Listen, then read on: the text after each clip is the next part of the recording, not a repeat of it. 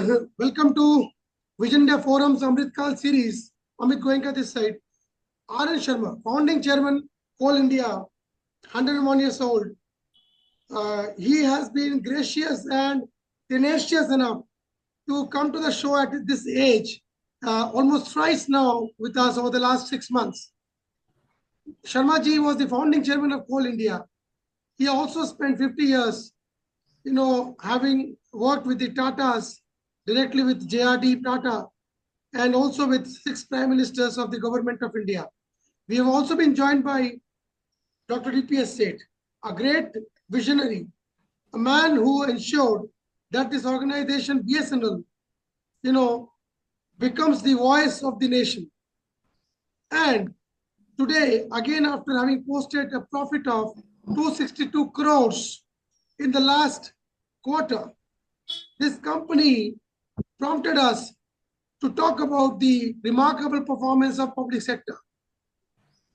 We have company presidents earlier also, but this was unexpected, unprecedented, unparalleled.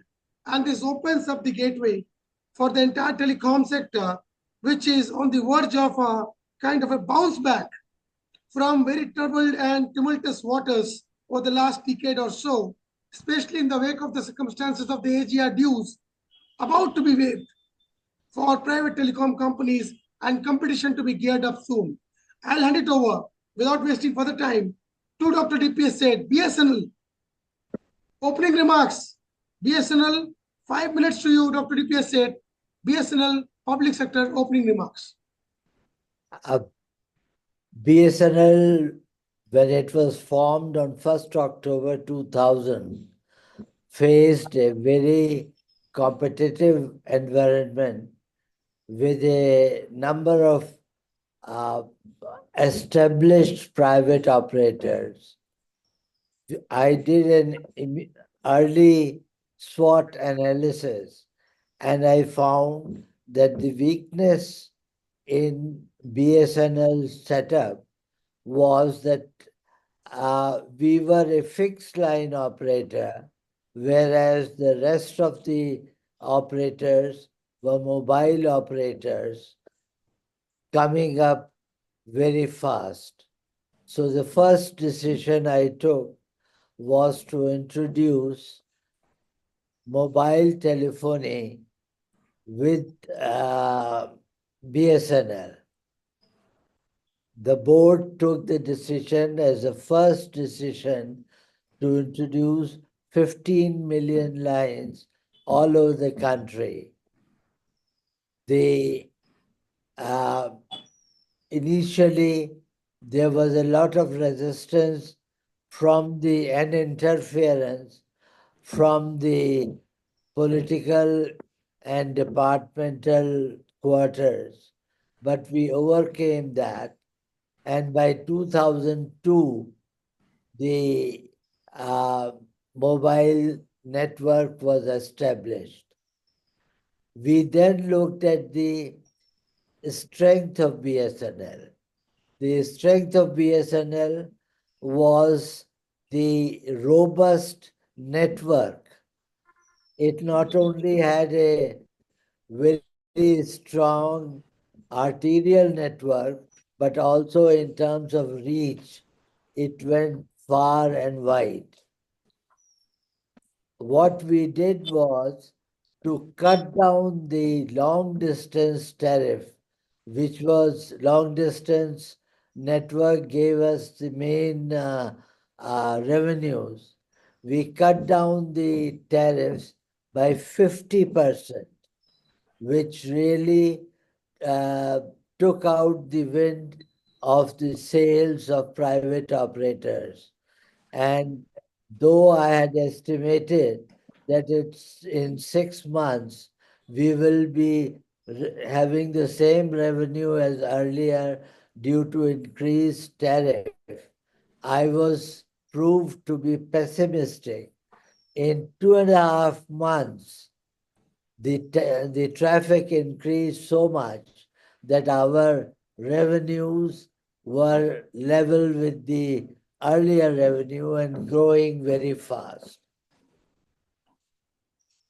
there was one more major decision which I took.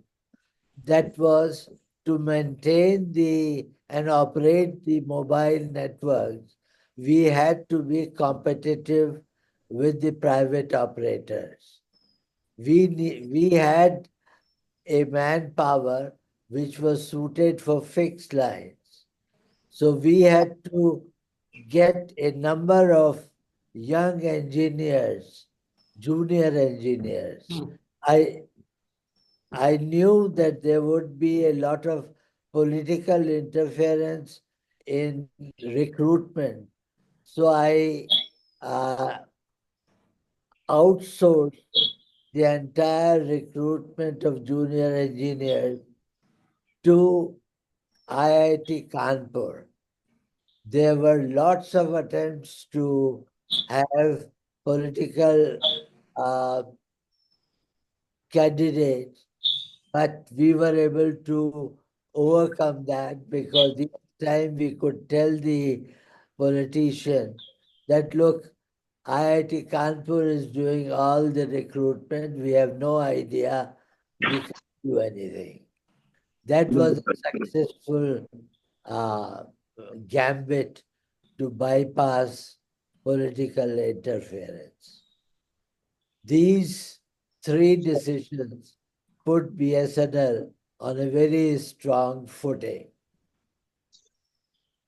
Thank you, Amit. Dr. DPS said, this is basically a opening remark with respect to BSNL, because as I said, our guests are joining in now. Arvind Sawant has also joined. Former Heavy Industries Minister, firebrand minister. He's joined. He told me, revive, thrive, survive, or survive, thrive, revive, perform, transform, reform. These are all remarks that he taught me when he was the Heavy Industries Minister.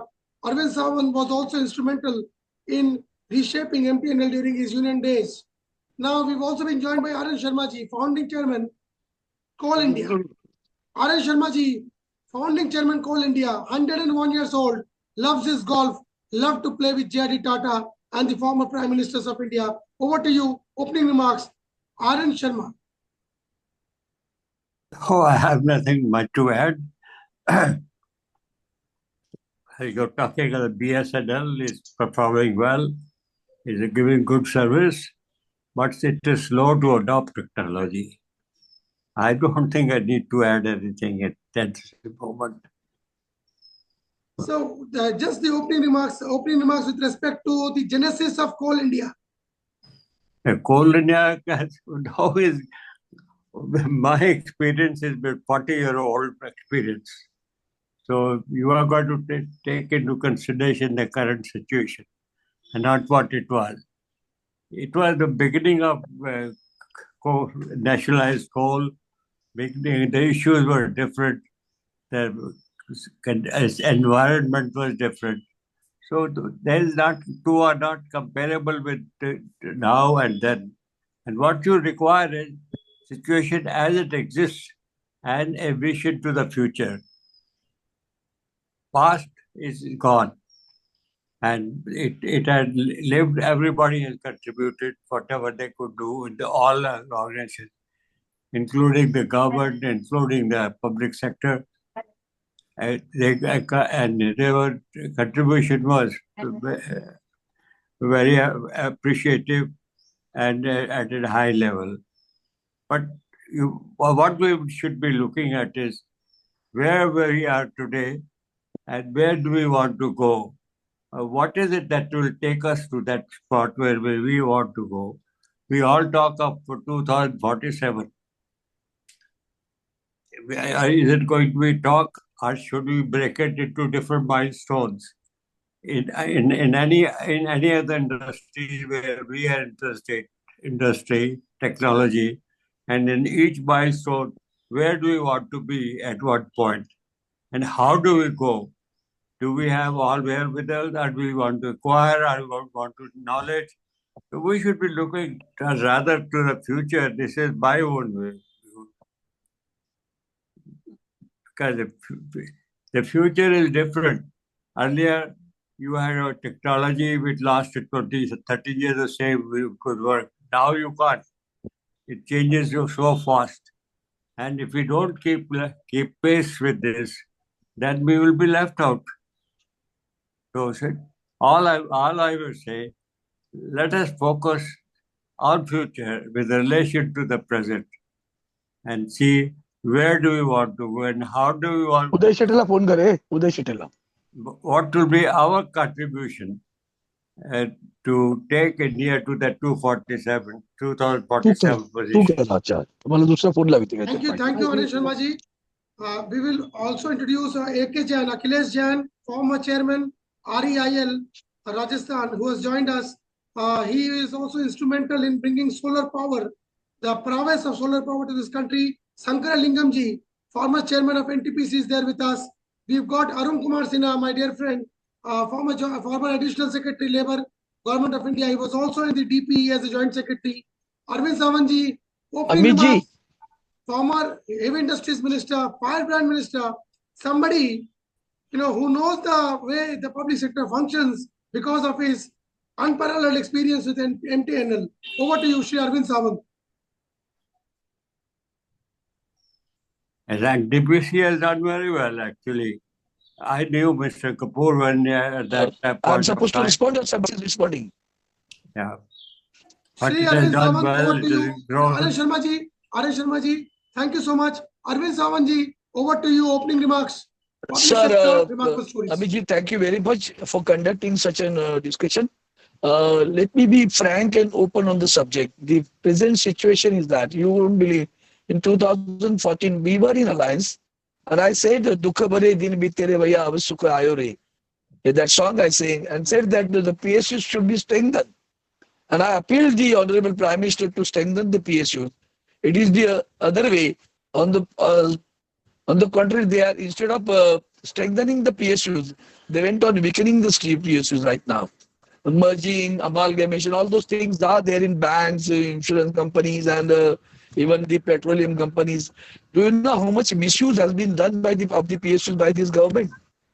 I'll quote one example. Vallabhbhai Patel's statue has been raised at Narmada on the bank of the Narmada River. It's a pride moment, no doubt about it. But the way the CSR has been used, it's not a CSR, it's beyond that. The CSR of the ONGC and the CSR of the Indian Oil and other companies, if you go through that balance sheet, you will come to know our annual report. On the very year, both these companies have declined their profits because the misuse of the fund by the government. Who is going to raise the voice? And who is going to listen to that voice? We are working on a dictatorial terms. Look at BSNL, the fate of BSNL. Look at the recent, the budget session. Kindly watch the statement of the Honorable Finance Minister, wherein she said that the BSNL was in losses because of the earlier government's failure to raise the license fee. They compelled to pay the license fee. In fact, what was the situation? No doubt that was a mistake of the earlier government, no doubt about it. What they did not allow the file the tender to BSNL and MTNL in the 2G, 3G scam. Not scam. They wanted that license for the spectrum. Now that they were not allowed, they were said, whoever pays higher, you will have to pay equivalent. Still agreed, chalo. Now BSNL caters for the country. MTNL caters for only two states, two cities, metros you can say, Delhi and Mumbai. Mumbai little bit widening. Now they were asked to pay 10,000 crores. In 2008, MTNL profit was declined, no doubt about it, but it was in profit. 208 crores profit was there. They asked MTNL to raise the fund, so the market. Is your baby? MTNL is a government company. For a license fee, you should have asked them. The government should have paid the fee. Instead, they asked them to raise the money from the plug. They borrowed it from the market. Wind raise.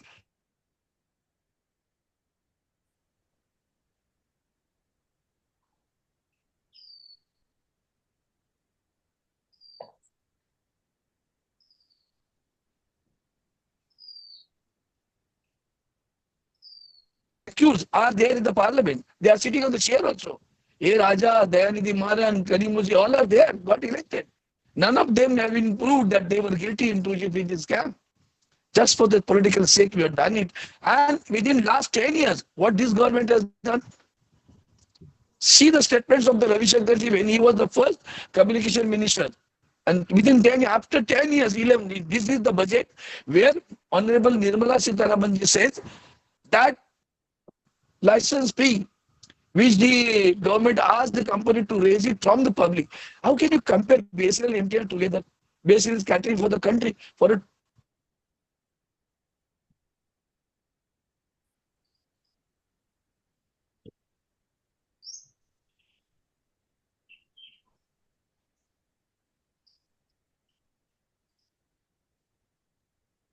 done by this government. They did not do it. Now, because it is going in losses, the Nirmala Sitharaman raised that in 2013 for 2G, 3G license, spectrum license, the government made them to pay borrow the money from the market. But you know that it is your baby. What you are doing in 10 years? Why you could not raise it? Why you could not pay off it? Why you could not take the onus of it? You did not take it. And then today also the situation, BSNL is in profit is whole. Again, I'm telling you, right now, entire the mobile services of the MTNL are taken over by the BSNL. Now, how come MTNL will come in profit? Landlines people are not using at all, almost vanished. And then they show it, MTNL is in losses, BSNL is in profit. You are taken over the services of the BSNL, MTNL. This is what the game they play. And this is what they do it in every public sector.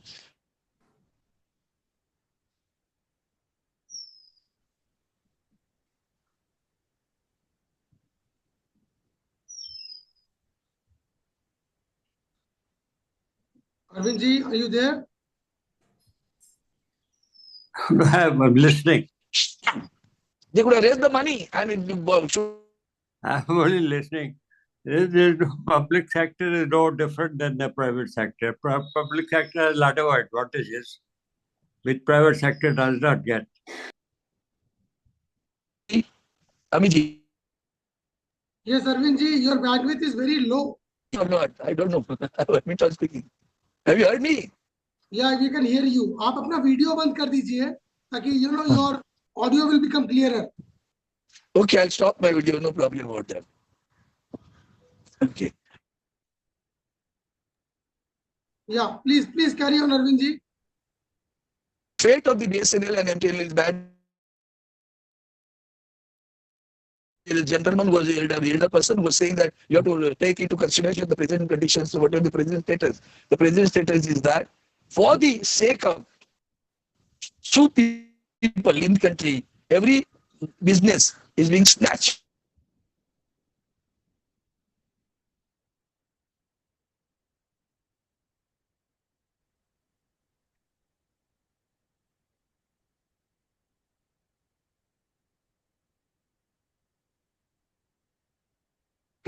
It is in privatization. We are not.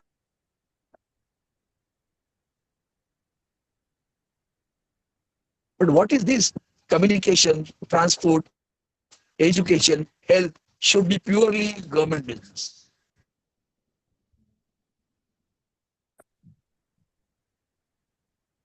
Private insurance companies. What will happen to the people? Have you ever thought of it?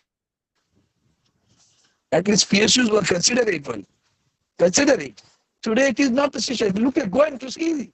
It is just for the corporates to make huge profit.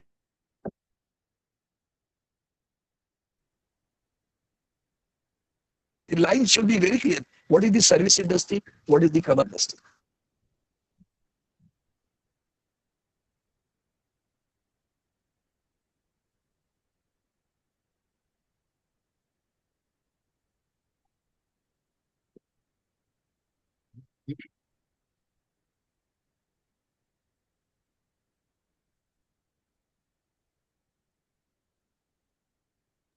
मम्मा को दो follow. Sawant sir, we can't hear you also. Your bandwidth is very low. The gentleman who was talking right now, this is the situation in MTNL Mumbai. We are not able to even chat properly.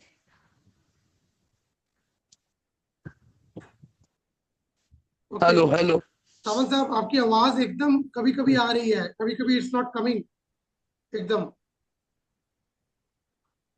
Know whether you heard or not. Let us give it a 3 minutes break, 5 minutes break for you. Let me bring in another guest. We got Mr. Shankar Lingam, the former chairman of NTPC with us.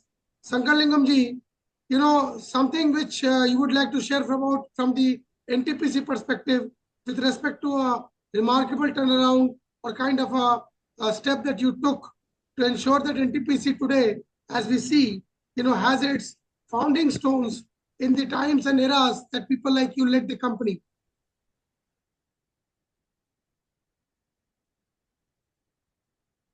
Your mic is off.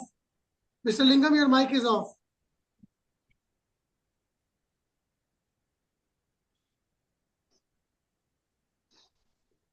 Switch on the mic, please.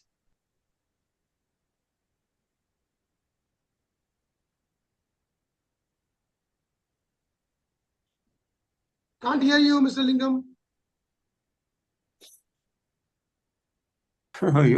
You're talking of the past, as I said.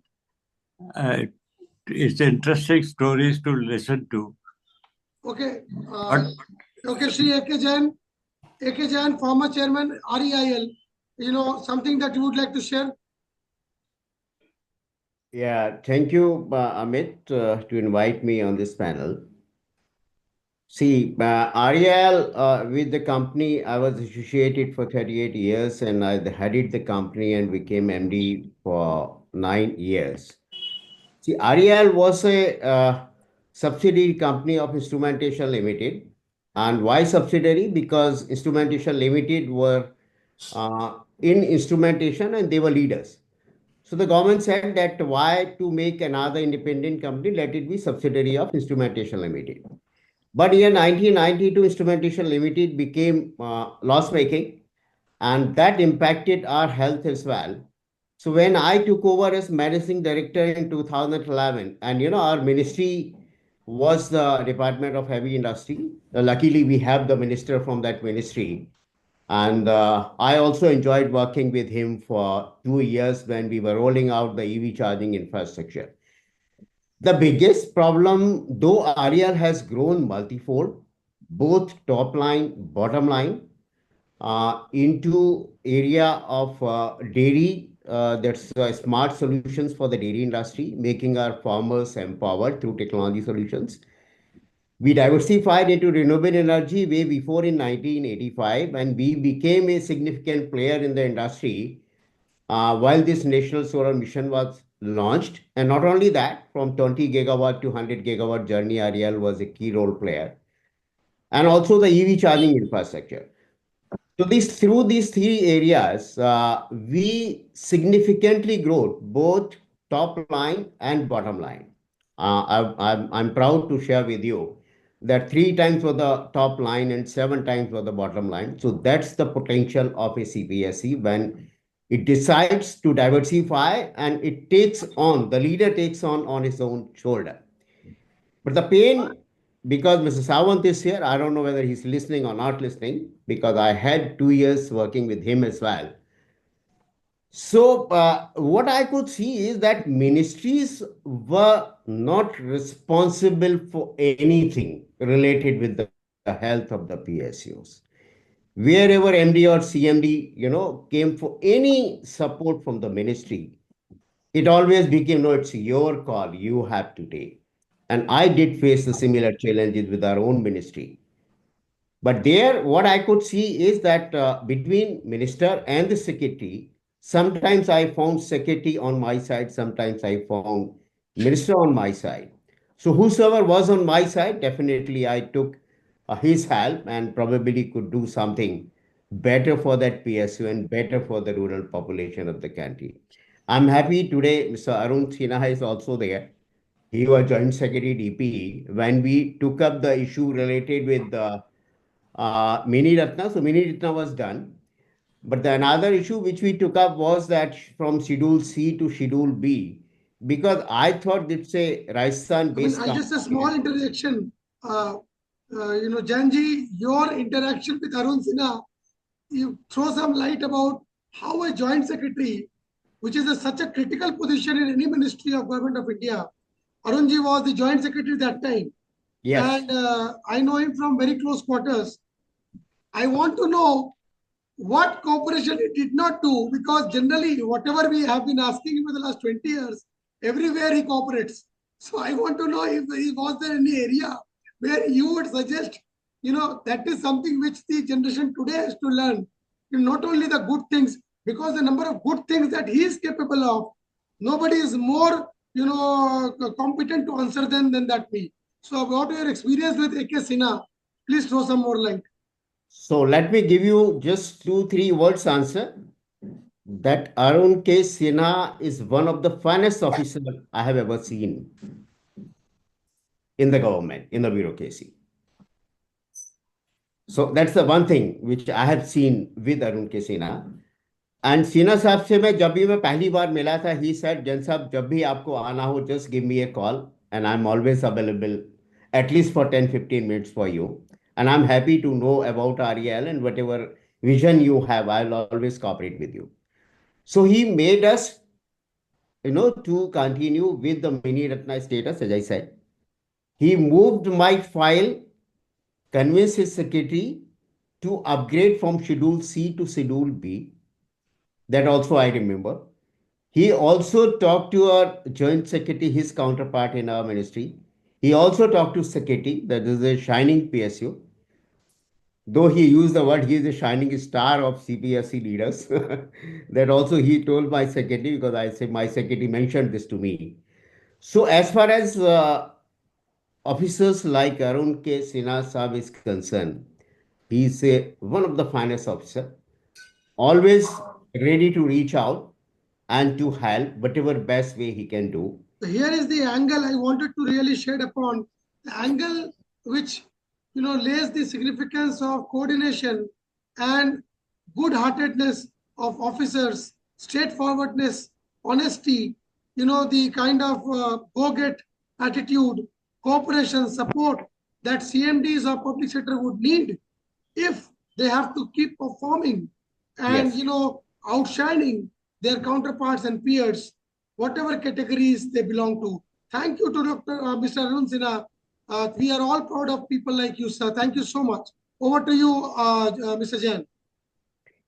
So I was just mentioning about the support from the ministry. So if I just correlate the BSNL story or if I correlate the REL story, where BSNL could not change with time. REL, though it's a small company, it was a small company, but we always changed with the time. But there, if I see the ministry support, it was almost negligible. Because REL did not seek much support from government. REL had an impressive presence in dairy industry. REL made impressive presence in renewable energy. And MNRE was supporting us a lot. So whenever we went with any idea to Secretary MNRE, Secretary MNRE used to support us. It became so also when this mission was announced in 2010, I'm talking of National Solar Mission.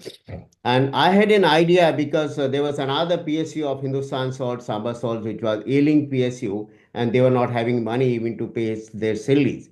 So their CMD, he used to stay in Jaipur only, so we used to meet quite often. So I give them the idea, you have huge land. So let's come out with a ultra mega solar power plant. And with that idea, we first met Secretary MNRE. We worked out that idea, and Secretary MNRE was quite convinced. And then he talked to our secretary. That's a support used to get the related ministry, but not necessarily that from administrative ministry we'll get that support. And that MOU which was signed between 6 PSU, the 100 gigawatt which we have achieved today, just few days before, the mission of this ultra mega solar power project in 2012-13 was to do a solar 16 gigawatt, 16,000 megawatt. I'm talking of year 2014, when the total mission was of 20 gigawatt. And that too from end to end, that from crystal to commissioning including manufacturing, and 6 PSUs were aligned to sign this MOU, which had the manufacturing PSU, which had the company like SJVNL, company like Seki, company like Power Grid. So all relevant PSUs were brought in the board. And both the minister, that's the MNRE minister and the heavy industry minister, both were also taken on the board. So only that one happy situation which I could see where ministry supported an idea because it became a national idea. But otherwise, I have seen that ministry did not support any commercial decision of a PSU. They'll say it's your call and you take. Wonderful, wonderful experience. We will keep listening to you more. Shankar Lingamji is back with us, former founding chairman, former chairman and MD of NTPC, one of the behemoths of the industry, of the public sector, which has now got into the nuclear space after the clean energy, drive of the government of India and the successful IPO last year. Shankar Lingamji, over to you. NTPC and India's clean energy future. Good afternoon. Good afternoon, everyone, and thank you, Mr. Amit. It's nice talking to all the stalwarts of the public sector and the veterans of the public sector. It is a shining example. NTPC is a shining example of how a PSU can contribute nation's growth. And imagine what would have been the fate of the country as far as the power is concerned, and consequently the economic growth, had NTPC not been in the scene. I still remember the late 60s and 80s when states were going through power cuts and the industries were suffering badly. And the NTPC, the corporations like NTPC, NHPC, and other organizations were formed. NTPC took on itself the onus of building. I have been associated with this corporation right from the beginning. I must say, for the first project of NTPC, I have been associated, and I grew along with the organizational growth. I also grew and to become the chairman and managing director.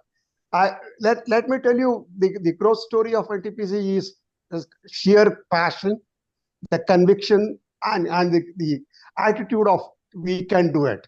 I mean, when the first chairman, Mr. Pradeep Kapoor, said we will do a 200 megawatt plant in 48 months, everybody in the country, including the states, were simply laughing at him and then say that they are all novices.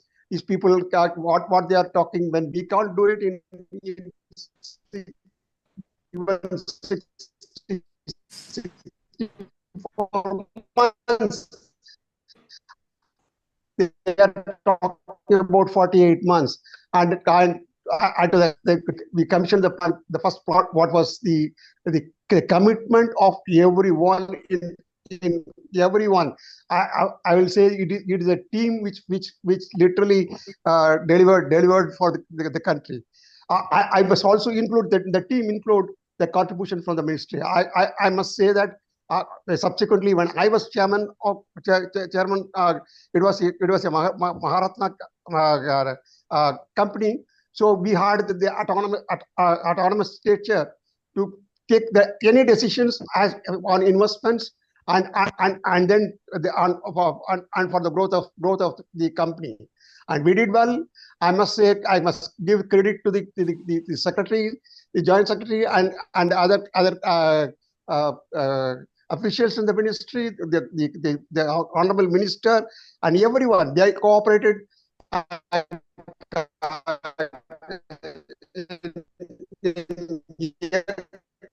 in every respect to see that they supported us in all decision making. I must say that it was a great time when I was the chairman, and I enjoyed working in NTPC. It was a great pride for me and a sense of achievement that yes, we have done something for the country. We have contributed something for the nation. This horizontal diversification, Shankar Lingamji, this horizontal diversification into the nuclear space now? Because as I was speaking to the Yes, minister, I was speaking to the minister Shri yes. just a couple of days back. He told me thorium. Let me complete, sir. China has put. Let me tell you little about the nuclear side. In fact, when I was chairman, the entire proposal was initiated. Initially, there was some sort of reluctance from the Department of Atomic Energy. They were trying to put spokes on why NTPC should come in and all that. They wanted that the NTPC should be a financier and they should be away, and all other things will be taken care by this one. Whereas NTPC was clear that more than 70% of the nuclear power plant is the technology what NTPC already owned. That only 30% is the nuclear side, and then we said that we can when we started the thermal power plant, we were novices and became experts in 25 years. We will also learn the nuclear power gradually. Initially, yes, we were novices in nuclear side, and we wanted to take the assistance and help from the BRC and the Nuclear Power Corporation, and they were agreeing to provide necessary assistance, and then with that assistance we wanted to move, and by the basic reason why we wanted to diversify into nuclear was that the pressure on environment, the environmental issues were the environmental issues, particularly the greenhouse gas emissions, and everywhere when NTPC was talked about as national thermal, people were looking at this with the jaundiced eye. What I must also say that then we diversify ourselves in hydro to mitigate part of it. Then we diversified ourselves in the solar and other renewable energies, and we also initiated the proposals for getting into the nuclear. And it was, I must say, that the former Secretary of the Atomic Energy, Mr. Rajgopal, who is no more now, I must give credit to him for helping and in helping us, giving us the direction in what direction we should move as far as the nuclear is concerned. So, but do you think that this kind of a diversification, sir, your camera is, just put it a little lower because we cannot see your face. Put your camera a little lower. Yeah, no, this is better. This is better. Now, do you think this kind of a diversification in the wake of the circumstances of the coal supply fiasco, the issues of environmental hazards that NTPC has been accused of for the last few years, then there was this IPO last year in this September, October, November, which was a mega success, one of the top 5 IPOs of the nation last year. Now with NTPC getting into the nuclear space, with already NPCIL, being there for a long time, plants like Jaitapur are still in the, in the initial stages. There are collaborations with EDF India. They have been reinvigorated. What is the future of NTPC and India's energy? Because is it coal? Is it green? Is it solar? Is it nuclear? And why are we playing around with such a big name like NTPC? Let me tell you, Mr. Amit, to meet the base load requirement of the country, the coal will remain even by the year 2050. Coal-based power plants will be the base load stations, and they will support but the carbon to mitigate the carbon emission. What is being done now is whether we should look for different efficient technologies like supercritical, which is already introduced. Ultra supercritical is in the process of this one. What we are talking about in these two technologies are from the efficiencies of the order of 38% to 52% efficiencies. Ultra supercritical will go with 52 plus. So that that way we can cut down the carbon emissions, carbon dioxide emissions, and also getting into nuclear and renewable energy will also mitigate to a large extent. See, finally, the mix of there has to be a proper mix of hydro, thermal, renewable, and nuclear. And nuclear will play a big role in the years to come, because of the amount of the fuel requirement will be very less. And of course, there are associated issues like nuclear waste handling, and then nuclear waste disposal, decommissioning of the power plants. All those issues are there, but there are the technologies which are getting evolved, and then there are solutions which are getting evolved, and these are not unsurmountable issues which you should restrict use of nuclear energy. But nuclear energy may, at the most, in my opinion, can contribute 8 to 10% of your energy mix. You threw some light upon the interministerial coordination being very relevant in such kind of developments with national relevance, like the atomic energy vis-a-vis the power ministry. Similar is the case with the coal ministry, because NTPC-like companies depend a lot on coal.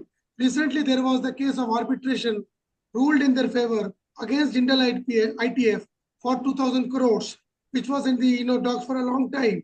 So now let me also take it over to a different direction with the current ASG N. Venkatraman with us now.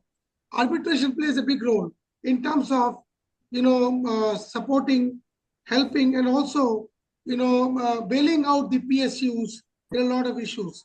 Venkatramanji, your views on the public sector. Somebody has, yeah. Yeah. Am I audible now? Yes. It's a good question and a very pointed question, because currently we are doing at least 6 to 8 domestic arbitration for the PSUs.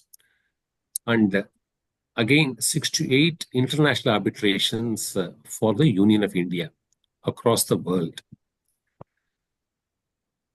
Now, arbitration is no longer a very favored resolution process for PSUs.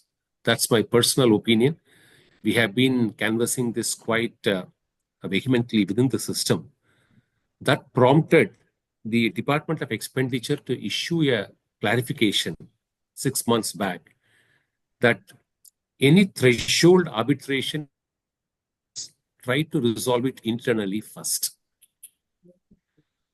Now, this circular is now playing a very dynamic role amongst the PSUs.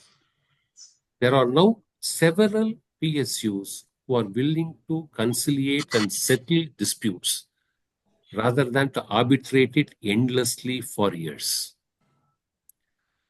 In 6 months, I have myself signed off 5 to 6 opinions, fairly sizable amounts of disputes raised, where PSUs have opted the circular and settled the disputes without going into arbitration at all. Because arbitration now is becoming a big-time business. It's no longer a litigation resolution process in many sense. For example, I'll give you a live example. There is one arbitration where about 3,000 crores is involved, claims and counterclaims. Can you believe the statement of defense filed by the law firm on behalf of the client, the contractor, is 3,500 pages. 10 times more than the tender documents. You can imagine.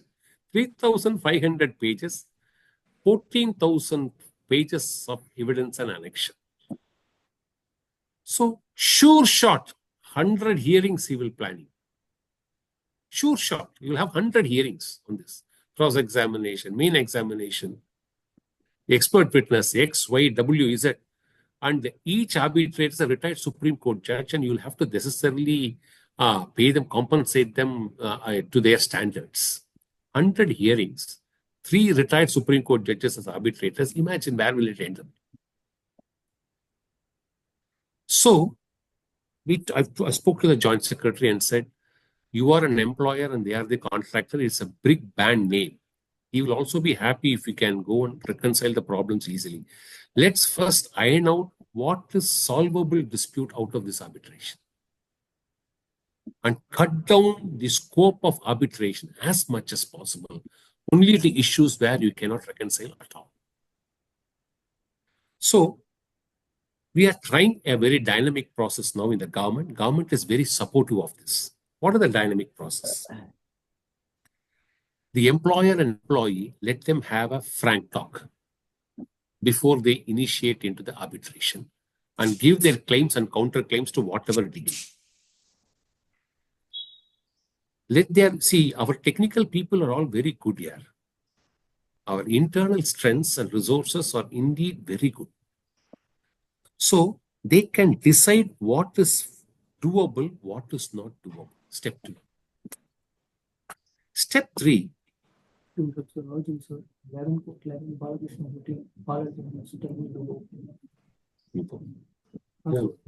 Rupesh has to do. Say, take it to Friday or Monday. Take it to Monday. So now that's why I told I may have some difficulty in taking it. Never mind. I'm having come. I'll speak. So step 2 is how much, to what extent you can reconcile yourself. Step 3. Suppose you are able to reconcile, you need to be properly supported by the infrastructure, because tomorrow you should not be facing the trouble for agreeing for something.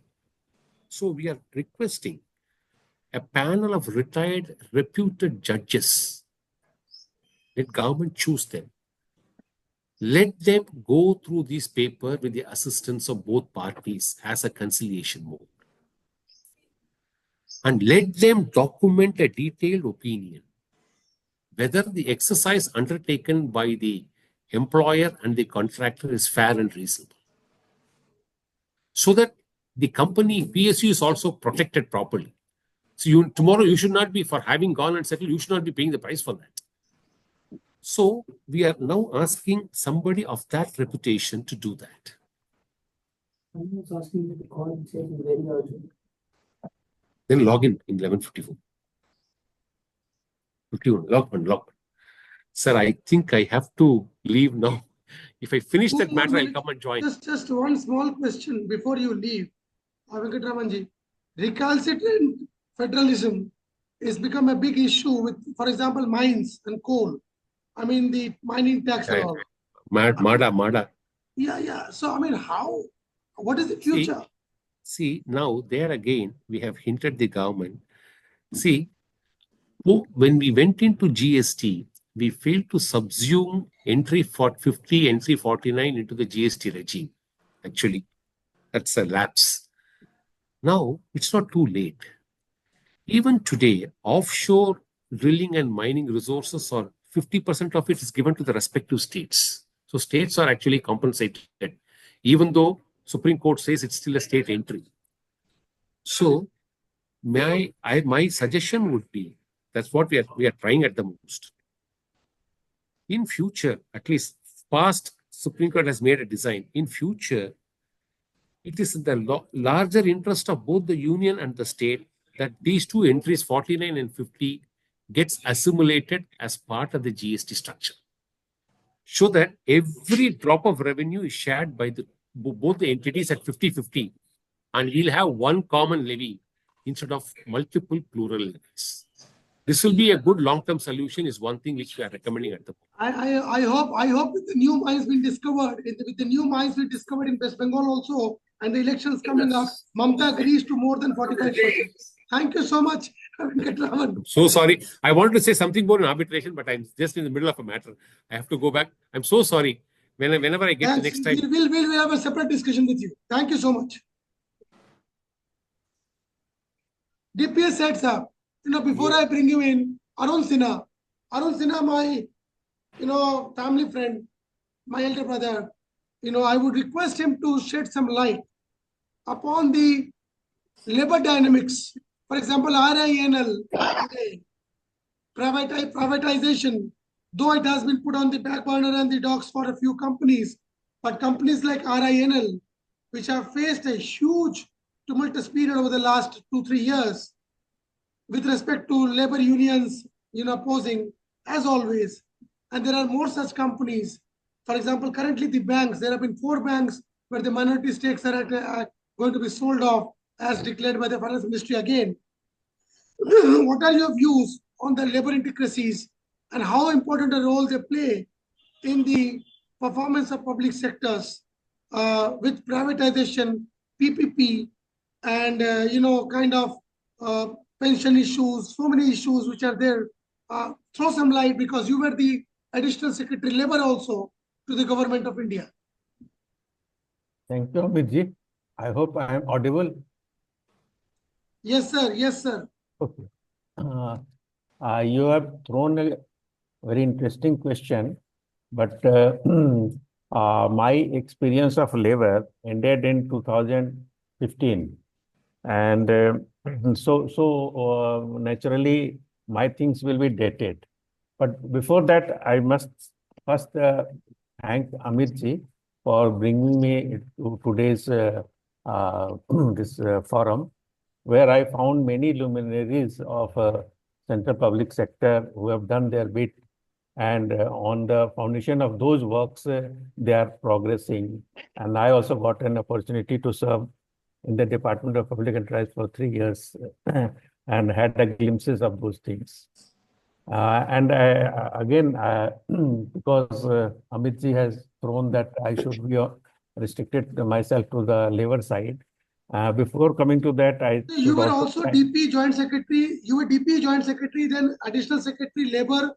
So who better to answer this question about the public sector vis-a-vis labor dynamics? Right, right. And the second thing, I must thank Dr. A.K. Jain, because we were there together. I had opportunity to visit his plant and meet his team also at the Jaipur. And after I left DP, I left Government of India. I was back in UP. So there also had opportunity to interact with him, because he had a big project in UP in rural housing, and he did very good job. His company, his corporation did a very good job in UP that time. So, and good to hear good words, but he rightly said that we are in the background.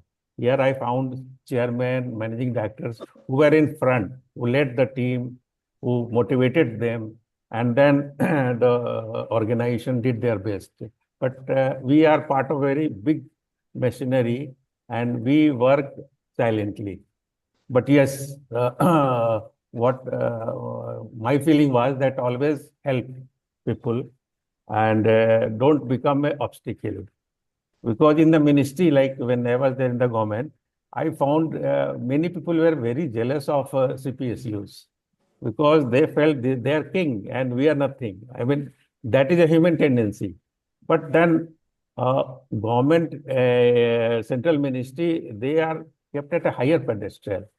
You may be not well off in other things, in the perks or other things, but your decisions, your contributions were very much.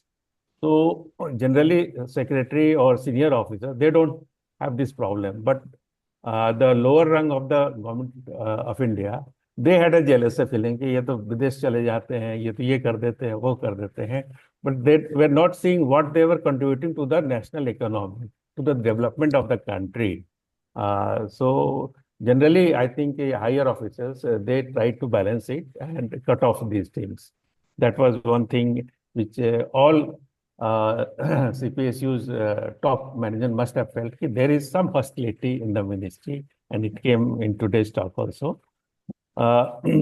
So now, of course, this labor thing and how to reconcile, because in the labor ministry, we were like an umpire.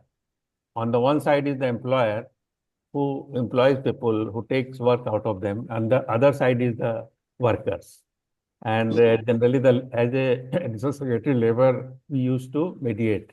That two of us talk together, see what is good for the long term, and then accordingly take decisions. And it requires good faith.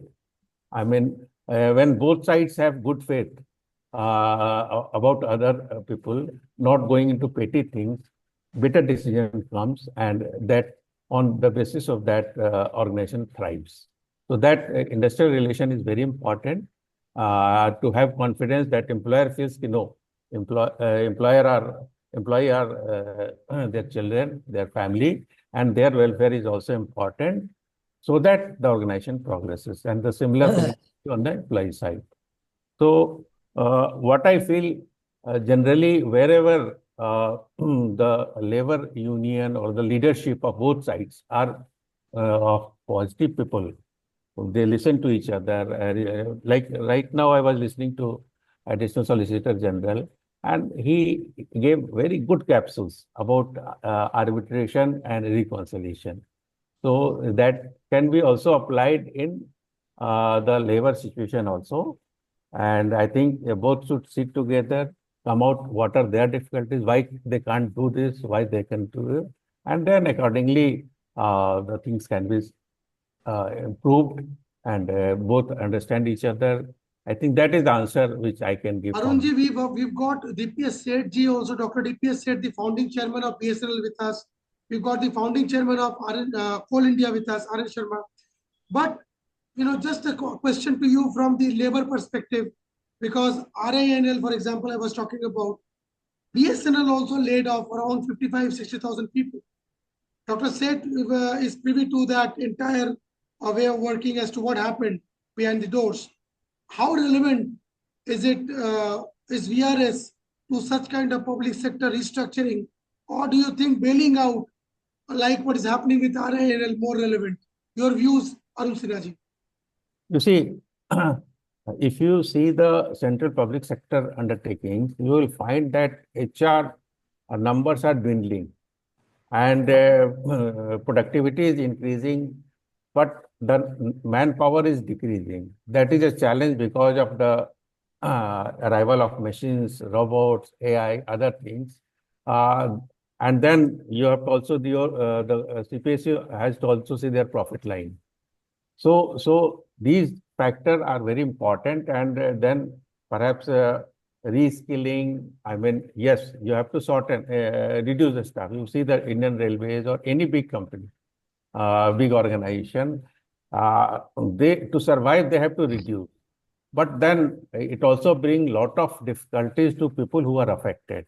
It cannot be like USA that you say you write an email and you are out of job. You have to take them on, reskill them, see that the disruption is minimum and their life is not disturbed. So that is very important in my opinion, that they should not be thrown out like that, and it should be a gradual process. Arunji, there was this major ruckus. There is a major ruckus at Singarani coalfields, which is with respect to the pension. The pension rates have not been revised for a long time, for the employees, the workers. How important and what is the solution for public sector companies not to suffer because of such grievances becoming perennial and becoming cancerous? Basically, you have to take cognizance of the problem at the earliest. Because if you allow the disease to simmer and you do not attend to it, then it will become grave and more grave. So at the earliest, they should be attended. And as you see, generally you find that we work on the whims. Like if you take pension, then EPFO, earlier it used to cater to all. And as you know that higher paid people are very few. The bulk is of lower pay. But then there was a decision that no, EPFO will serve only to people who are getting pay up to 15,000. Rest are not our thing. So that created a lot of disruption. You can't bring it suddenly. For so many years, you have one policy and then you say, now we will have this. So this thing creates problem. And then this higher pension, I think it has come because of those problems. And the mindset which has come that we will serve only to the lowest paid or staff, not the higher paid. And their numbers are very few. We've also been joined by Mr. Mohan Tangsale, the former chairman of Central Bank of India, who was also the CEO of the Indian Banking Association, somebody who knows the banking space, something which has become so important today. I mean, especially in the wake of the circumstances of huge unprecedented profit numbers, 1 lakh plus crores declared by the public sector banks recently.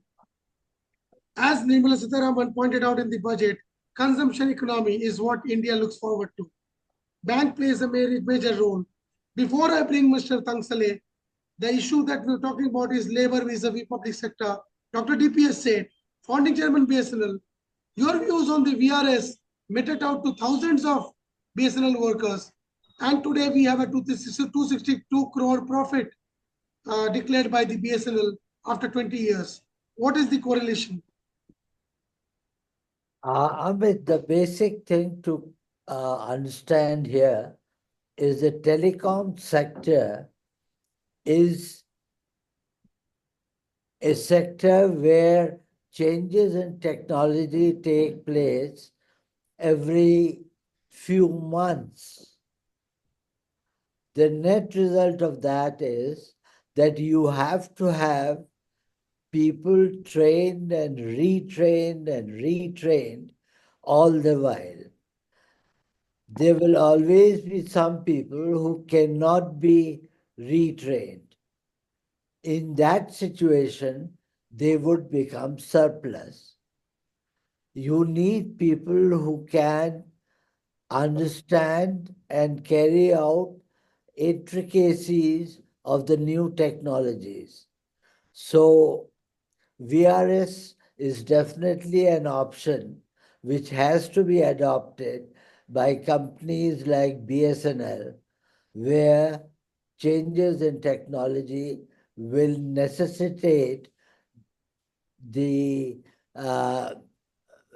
make it necessary for people to either keep in touch with the latest or get obsolete and be left behind.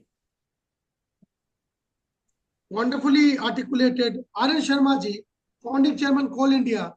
Sir, you had the privilege of working for 50 years with the Tatas, with J.R.D. Tata. So you are one of the pillars of the Tatas. You had found a lot of companies under them. You worked with 6 prime ministers of the government of India. So how do you compare the performance of the public sector vis-a-vis the private sector? Because you've seen Coal India right from day one. Yes, General Grewal was there before you. There was one more chairman who joined for a small stint, but ultimately the merging of all the BCCL small mines and the starting and nationalization of Coal India, that all happened with you as the first founding chairman, and you've seen it all. Comparative analysis between the private and the public sector. Arvind Sharma, one of the greatest behemoths who we have with us from the public sector perspective, founding chairman, Coal India with us.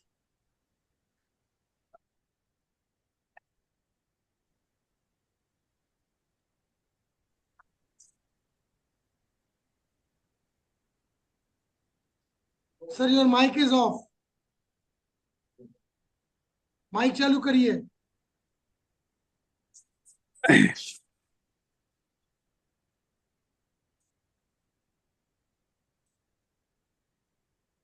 Hello, can you hear me? अब आ रही है. Can you hear me? Yes, sir. Please carry on. Okay. I've been listening to this, that reduction in manpower and some arbitration power. There are different components of growth. We are growing, so we need everything. Now, as far as the employment is concerned, the nature of employment will undergo a change because there will be hardly any chances for untrained people who have no skills.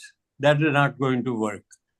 You will see that every company, public sector or private sector, who has to produce and be responsible for results, have been increasing their productivity, and obviously the labor count has been going down. So nobody is discharging them, but as they move out, the new recruitments are limited. So the new recruitments are largely only for the skilled people or to this. So, on the other hand, there are a lot of services which have been increasing where the employment can go in. So the core of the whole issue is skill and reskill. That is the only way the employment will really come up. It can't be loaded up with, as it was 20 years or 30 years ago. That situation is gone. And if we do that, we will not compete with anybody, and no product will sell from us. So our productivity has to be high, work has to be done. And as a power is concerned, it has to be a mix. I heard about the NTPC power and all that. NTPC has done a wonderful job. They have produced well, they've gone well. But at one time, everybody said the coal will disappear by 30. Coal will not disappear anywhere because our needs and demands will be going up. Yes, the new sources will come. Solar energy has been moving up. Then wind power has been also taken up. And we are not sure about how much hydropower can be produced because of the instability in the Himalayas. There are some doubts on this. But what the government is now doing is what is already happening in submarines who are producing power from small nuclear generators. Those generators have to be transformed. They're already under manufacture in US and in France.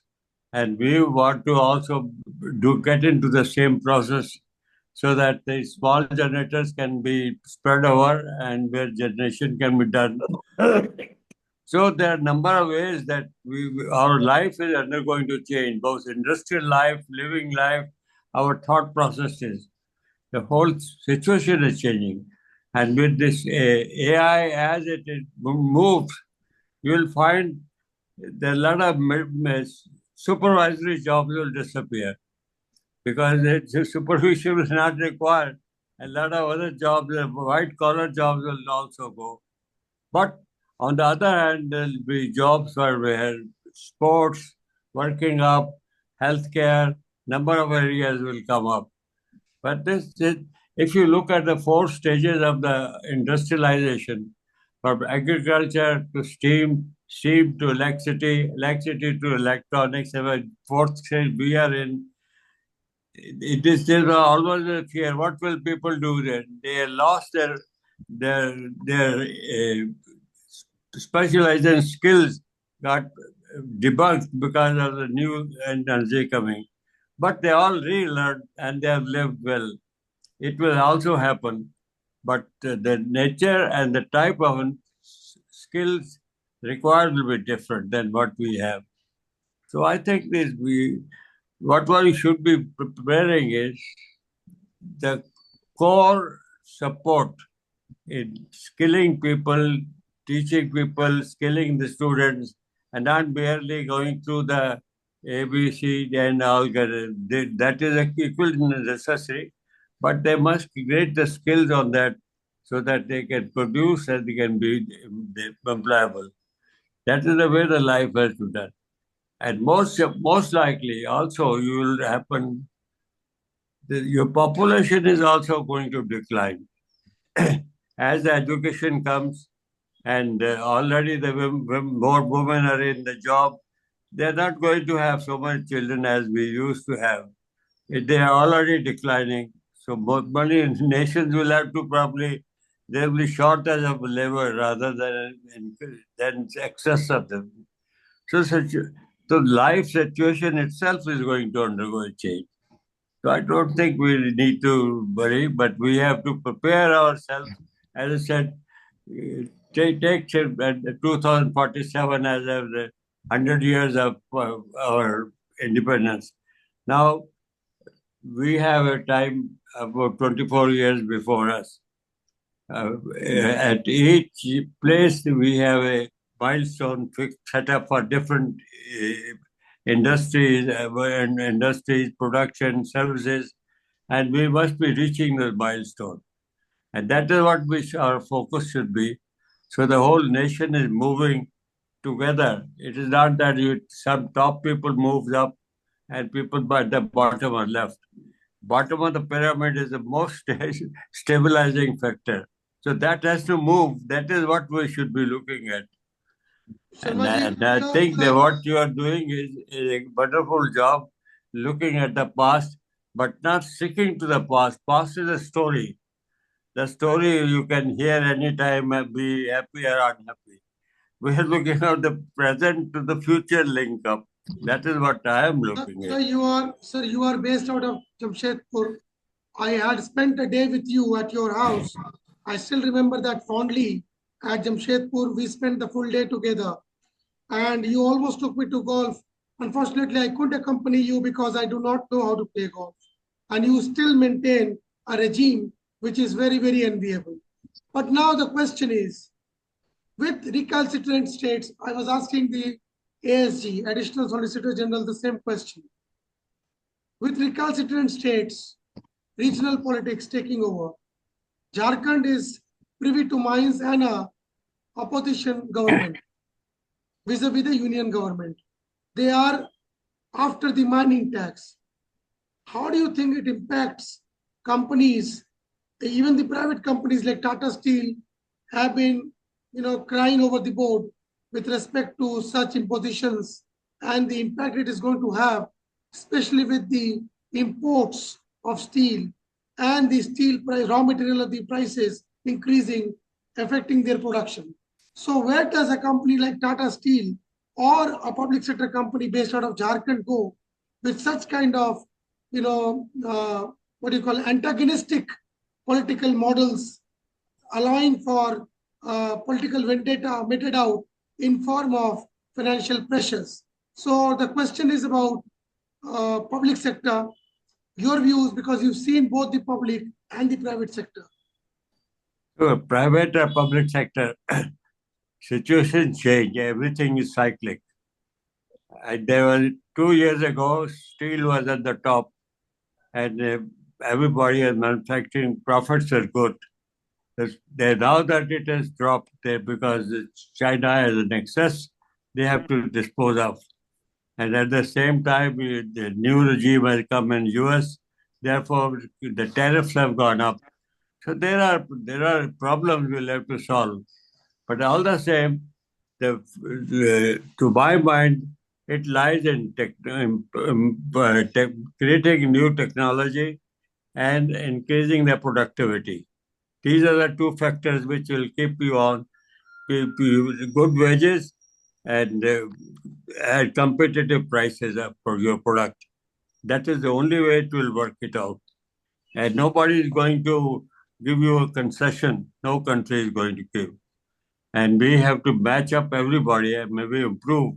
And we have, luckily, people, by and large, most people are intelligent. They know what is to be done. The only missing was skills or the guidance. And that also will have to undergo a change. Okay, thank you so much, Dr. Sharma. Amit, I need to leave in 5 minutes. Huh? Yeah, I was just bringing Mr. Mohan Tangsale back. Mr. Tangsale has joined us, former chairman of Central Bank of India. I'll just carry on with the flow. Tangsale ji, funds, IPOs. India got 1.5 lakh crores approximately of IPO last year. It was the highest grossing IPO numbers in the world. And India also had companies like Hyundai, which clocked the highest IPO ever. We also had companies like Vishal Mega Mart and Swiggy, which after the IPO in 3 months are 50% of their opening prices. Public sector gives an opportunity for more and more such initiatives from the financial space. Banking has been into the blue. It has been into the pink of health. Despite the fact that the NPAs have also been into the pink of their health, and they've been totally undeclared and people don't even know, except for SBI, as to who are the big defaulters. But then you turn around companies like CBI, Central Bank of India. You are the person who knows banking by the back of your hand. Your views on public sector, financial markets, and the way banking sector can look forward to, especially in the wake of the privatization talks, doing the rounds in the South Block. Over to you, Mr. Mohan Tangsale. So I would say that I think the time has come when we should not get into public sector and private sector discussion, because the public sector is also having those capabilities which the private sector have, whether in terms of technology, whether in terms of products and services, whether in terms of the manpower. If you go back to the history, 91, when we really had a problem, and the LPG program, that is liberalization, privatization, and the globalization activity started. When this started in 91, yes, public sector probably had no competitive edge with the private sector. Today, let me tell you very frankly, particularly after the consolidation, there are just 12 public sector banks. And these 12 public sector banks, after consolidation, are much richer in terms of their financial parameters, in terms of the manpower. But what is very important, as said by my earlier speaker, constant skilling, reskilling, upskilling is the way forward, which should ensure the productivity and profitability parameters of the bank. If you are ensuring the productivity parameters of the bank comparatively to what is expected in the market, I think huge opportunities are there in the public sector, where the government owning is anywhere between 50% to 90%, maybe 90% plus. And thus the government can really look for this an opportunity to divest, get the private investors into it. By doing so, you will also get the complete, you might have the good board members representing those investors. Maybe their inputs in the board will be useful. And thus, I am honestly speaking, I no more get into comparison of the public and private. What I say that I am a competitor, and I must see that as a competitor, I must focus that my market share in the markets must continue to improve. I think that is what I will say, and I don't find anything lacking. Yes, there is an opportunity that when your financial parameters are good, your asset quality is good, I think you can go in for a divestment. Government can release that much of capital, get the funds, can use those funds in different other activities, and by getting more and more private investment, the banks will be at the toes to perform and give the proper return on investment to the investors. That is all from my side. Thank you. Mohanji, you recently wrote a book which became one of the bestsellers in the banking space called Banking Beyond Borders. Now, that book focuses upon, intercontinental or inter-country kind of banking dynamics. How relevant that becomes now with the Trump regime taking over. And as you rightly said, there is not much differentiation between the way public and private functions. Throw some light upon your book and how relevant it is for the public sector also. I should not be seen as marketing a book or anything. I'm sorry. But I have tried to share my learnings and experiences over 50 years in the bank industry. I entered the industry in 1973 and have been at the helm up to 2016 as a chief executive IBA. And thus I thought that whatever way I have been operating as a banker, while I was ethical and compliant to the compliances, I was also thinking differently. When I say banking beyond borders, it does not mean that I am talking only about the global thing. I am talking about that your mindset should be that I must deliver. I must look at the market share. I must look at the market opportunities. And that is what I have tried to capture. And I have tried to suggest to the young generation of bankers that please look at this great opportunity. Today, when we started the banking, Dantwala Committee in 1975 came out with the RRB Funda lead bank scheme. Today, bankers are rich, having a great access to the markets. Financial inclusion has really increased substantially, but that financial inclusion can be leveraged properly when there is a proper financial and digital literacy.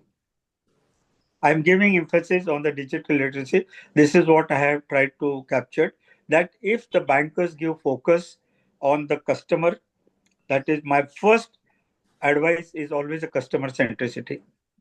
The second is that you have to always be conscious of the productivity and the profitability. These are the two buzzwords which anybody has to keep it in mind, whether public sector, private sector, bank or production sector. We have been talking about the steel sector and all this. Everybody will have to look at the productivity and the profitability. Today's profitability is not cost plus. Today's profitability is a cost optimization. Today's profitability to improve the productivity with the same expenses. That is what is the profitability is all about, and that is what gets respected by the market. So this is what I have tried to function myself in my different roles. My parent bank is Union Bank of India, where I served for 35 years. Financial Bank for 2.5 years as ED, and Central Bank as 2 years plus as chairman. I think this is what I have tried to capture and tried to share my learnings and experiences, which may inspire and motivate the young generation of bankers. That's all from my side. Right approach. 4 public sector banks recently have been told that they might be undergoing minority stake sales. Central Bank, I guess, is one of them. UCO Bank is there. Punjab and Sindh is there. And there is another bank, I forgot the name. So these 3-4 banks have been given the mandate. But at the same time, there has been consolidation over the last 5 years. Banks have been to the brink of health, as I just pointed out. Why don't they declare the default? I mean, this is not a banking conclave, but since we have with you profitability, NPAs, they are all inextricably linked. And the NPAs have also surged beyond 1 lakh crores. The details of the big defaulters are not displayed because they are not covered separately under RTI, despite it's a different point of discussion. But any which ways, what are your views about controlling of the NPAs and declaring the name of the big defaulters so that the country has a much more cleaner balance sheet compared to what it has today? If the electoral bonds can be declared, Amit,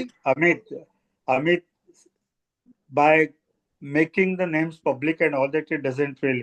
There is already a platform. Acrylic is available, and the Acrylic platform, all 5 crore and above report goes there. My issue is that when you talk of the NPA management, I will rather like to focus on the risk management practices. And today you should all appreciate every bank is using the technology at its best for the credit due diligence, for the monitoring of the accounts. And as the bankers improvise their credit monitoring, as they engage throughout the life cycle of the corporate, right from their buyers to their sellers and the ecosystem, I think the risk management practices of each bank help in ensuring that the quality of the asset is maintained. The NPA is getting recognized from zero default today. If you recall, the early warning systems were created during our period when I was in the IBA. Today we have identified 50 odd situations which should give the alert. The accounts are being identified as SMA, that is special mentioned account. 0 to 30 days, 30 to 60 days, 60 to 90 days. So unlike earlier days, nobody waits for 90 days. Every banker is conscious that if the action is to be taken, it will be taken immediately. I think, Amit, you will permit me. I have other commitment at 1 o'clock. We will be closing in 3 to 4 more minutes. Last closing comments by each of you.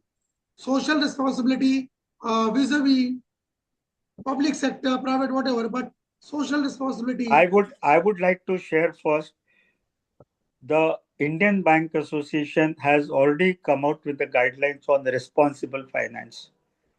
The banking sector is respecting their requirements on the climate risk or the green finance and probably are driving this.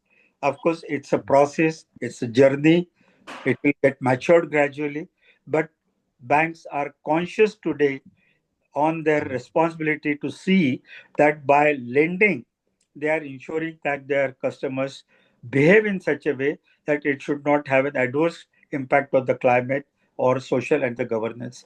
Thanks to the various regulatory initiatives by all the regulators, I think the governance part is, we all should respect, has improved substantially. Sankarlingam ji, your views on social, responsibility? The social responsibility to provide power for all, and then ensure that the shareholder value is increased. That's all. Jain ji,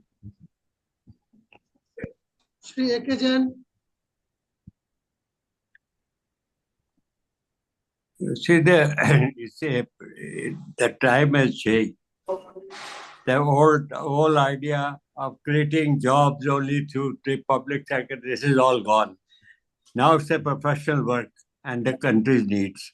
Correct. And you have to the most competent people working up and include at the top or even at every point. I agree with the higher productivity and skill are the two things which you'll require. And the skills will keep changing according to time and technology development. We have got to work for both. It doesn't work. And the public sector was required at the time when to initiate the industries, initiate the industrialization of the country.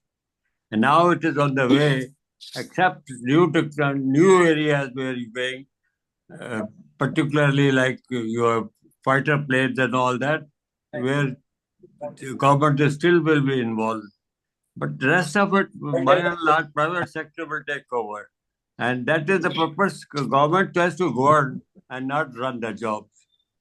Okay, thank you. Mr. A.K. Jain. A.K. Jain ji. CSR is a very important part of any PSU. And I believe that every PSU should contribute to this responsibility. When I relate with REL work, we started building up villages with those capability where they can be self-sustained. And that we did with the CSR fund. And lately we realized that that became part of bigger government scheme in different areas. So CSR in terms, it provides you satisfaction. It helps you in identifying the society needs. It also helps you to convert those needs into businesses later, may not be by you, but by other companies. So that's all from my side.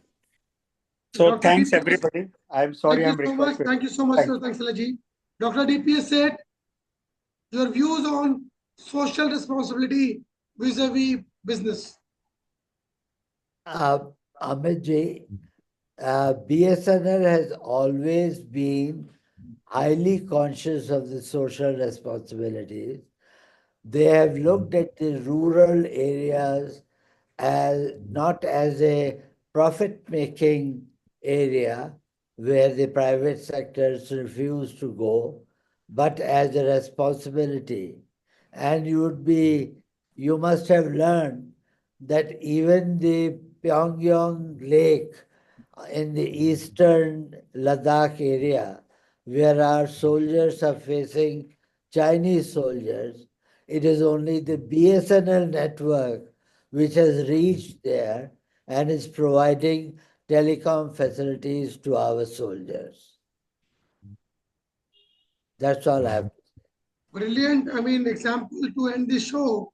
In fact, what I was insinuating at when I raised up the question was not only about the corporate social responsibility, but also about the business ethics that we should inculcate, because when we talk about schemes like 3-in-1, etc., wherein people are, allured to open accounts with free trading facilities, companies have to ensure that, the terms and conditions and such schemes do not land people, middle-class people, into further mess, because that is where the, catch of social responsibility, not only about spending 2% of your profits lies, but also about the business ethics, which takes care of the 98% profit that you've been boasting about.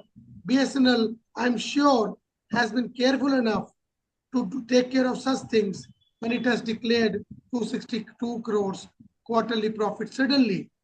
after 20 years. Thank you. Thank you so much. Thank you.